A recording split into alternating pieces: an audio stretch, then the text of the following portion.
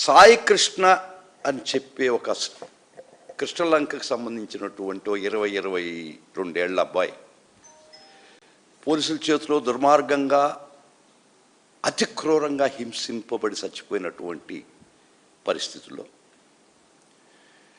సుమారు 50 రోజుల నుంచి చెలించనటువంటి ముద్దు నిద్రపోతున్నటువంటి ఈ ప్రభుత్వానికి మా అధినాయకుడు నిన్న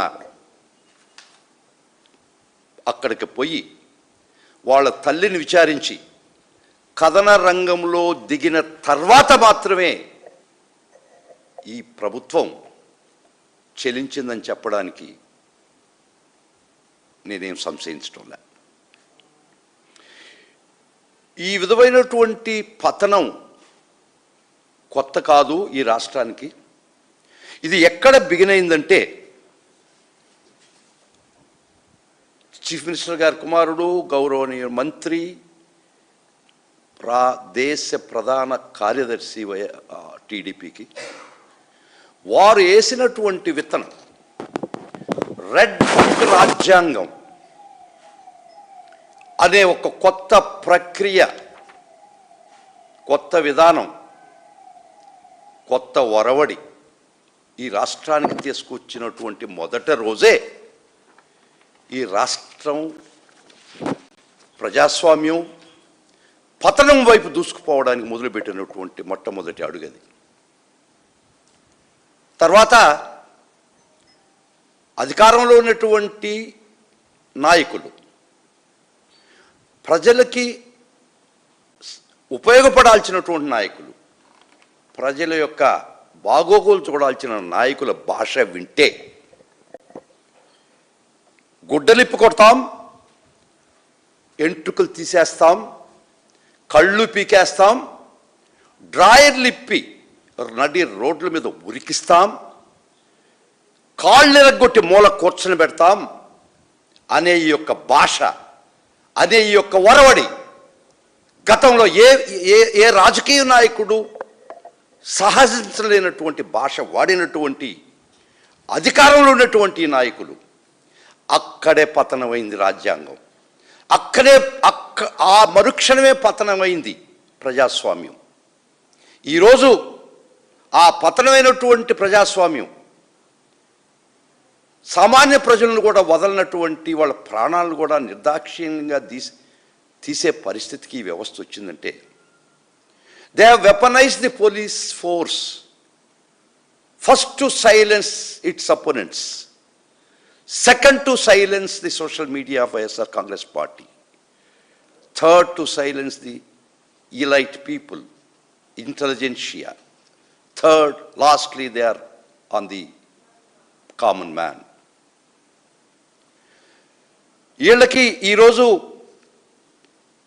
కృష్ణలంకలో చనిపోయినటువంటి సాయి కృష్ణ ఒక కస్టోడియల్ డెత్ అది ఒక్కటే చర్చించుకుంటే కాదు, ఆ కస్టోడియల్ డెత్కి కారకమైనటువంటి నాగరాజు అనే ప్రభుత్వం చెప్పబడే వ్యక్తి ఈజ్ ఓన్లీ టూల్. ఆయన దీన్ని ఆడిచ్చింది ఎవరు, ఆడమన్నది ఎవరు, ఆదేశాలు ఇచ్చింది ఎవరు, ఉపదేశం చేసింది ఎవరు? ఈ పరిస్థితి అంటే వాళ్ళందరూ కూడా కేసులో బయటికి రాకపోతే ఈరోజు ఒక నాగరాజుని బలి చేసేసి ముసుగు కింద ముసుగేసుకొని దాంకునేటువంటి అసలు వ్యక్తులు, దీనికి కారకులైనటువంటి వ్యక్తులు ఖచ్చితంగా ఈ కేసులో ముద్దాయిలు కావాల్సిందే. ఒక సిఐ చేసినటువంటి దారుణానికి దురాగతానికి డిఎస్పీకి తెలవకుండా ఉంటుందా? స్టేషన్లో చిత్రహింసలు పెట్టి చావు బతుకుల మధ్య వేలాడుతున్నటువంటి ఒక వ్యక్తి చనిపోయిన తర్వాత వాళ్ళు దాన్ని బాడీని దాచిపెట్టినటువంటి పరిస్థితుల్లో, తర్వాత చనిపోయినటువంటి శవం దహనం చేయబడ్డదని చెప్తున్నటువంటి వైనం, ఇవన్నీ పై ఆఫీసులు తెలవదని వాళ్ళు మభ్యపెట్టదలుచుకున్నారా? ఈ పోలీస్ వ్యవస్థలో సిఐ కాడి నుంచి డిఎస్పీ కాడి నుంచి అందరూ ఆ స్టేషన్లో ఉండే కానిస్టేబుల్ అందరికీ బాధ్యత లేదని మీరు చెప్తే, మీరు బుకాయిస్తే ఈ ప్రభుత్వం అంతకన్నా దుర్మార్గం ఇంకోటి లేదు. ఈ పతనం వైపు ఈ ప్రజాస్వామ్యం తీసుకుపోయినటువంటి ఈ ప్రభుత్వం ఒక పోలీసు వ్యవస్థని తన సొంత ఆర్మీగా ప్రైవేట్ ఆర్మీగా ఉపయోగించుకొని ఈ పోలీసు వాళ్ళు కూడా ఏం చేశారంటే ఆ అధినాయకుల యొక్క స్ఫూర్తి, వారిచ్చినటువంటి ఒక ఇంధనం, ఎరగొట్టి మూల కూర్చొని పెడతాం, గుడ్డలిప్పి ఉరికిస్తాం. ఇదే నాయకులు మాట్లాడాల్సిన భాష. మీరు ప్రజాస్వామ్యంలో మీకు మనుగడ ఉందా? ప్రజాస్వామ్యంలో మీకు స్థానం ఉందా? అధికారం ఉందన్నట్టు మీకు అధికార మదాంధంతో మీరు మాట్లాడినటువంటి మాటలు అవి మీ తాపేదారులు, మీ యొక్క ప్రైవేట్ ఆర్మీ స్ఫూర్తిగా తీసుకొని ఈరోజు ఎవ్వరు నోరు ఇప్పినా సరే ఇరగ్గొట్టి కాళ్ళు మూల కూర్చొని పెడతాం, గుడ్డలిపి ఉరికిస్తాం అనేది మీ యొక్క భావాన్నే వీళ్ళు ఇంధనంగా తీసుకొని, ప్రేరణగా తీసుకొని, ఉపదేశంగా తీసుకొని ప్రజల మీద పడి ధ్వంసం చేస్తున్నటువంటి పరిస్థితి. ఇది పతనమైనటువంటి రోజు, నాంది, మొదటి step towards the fall of democracy. ఈ ప్రజాస్వామ్యాన్ని మీరు కూనీ చేసినటువంటి పరిస్థితి. మొదటి స్టెప్ మీరు చెప్పినటువంటి రెడ్ బుక్ రాజ్యాంగంతో బిగినైందని చెప్పడానికి నాకే సంశయం లేదు. అక్కడి నుంచి ఒక విచిత్రమైన పరిస్థితి ఈ రాష్ట్రంలో ఉంది. I'm sorry to say and state this. ఎవరైనా ఒక పోలీస్ స్టేషన్కి పోయి, ఒక బాధితుడు పోలీస్ స్టేషన్కి పోయి రిపోర్ట్ ఇదలుచుకుంటే, మీరు వైఎస్ఆర్ కాంగ్రెస్ పార్టీకి చెందిన వాళ్ళు మీకు ఈ పోలీస్ స్టేషన్కి